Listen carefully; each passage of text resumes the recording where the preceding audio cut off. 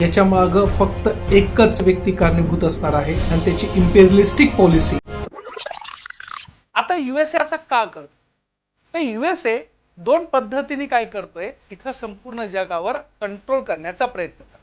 पहिलं तर गोष्ट, तो वर्चस्ववादी भूमिकेच्या माध्यमातून जर त्या देशामध्ये बदल घडत असेल तर तो त्या पद्धतीने बदल घडवून आणतोय.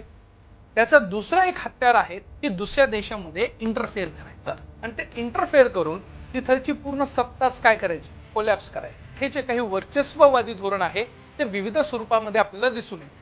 कल्चरल हेजिमनी ही फार महत्वाचा रोल प्ले करते. ज्यावेळेस तुम्ही दुसऱ्या देशांमध्ये काय करताय, स्वतःचं कल्चर इथं लादण्याचा प्रयत्न. पॉलिटिकल हेजिमनी भरपूर आहे, जसे की डेमोक्रेसी ऍक्सेप्ट करा. त्याच्यानंतर आहे इकॉनॉमिक हेजिमनी. 100% ज्यावेळेस तुमचा इंटरनॅशनल ट्रेड होतो तो कशामध्ये होतो, डॉलरमध्ये होतो ना. मुंड्रो डॉक्टरीचा नवीन पद्धतीने परत एकदा वापर केला जातो, त्याला म्हणतात न्यू मुंड्रो डॉक्टरी. ही कोणाचा आहे? युएसएचा आहे.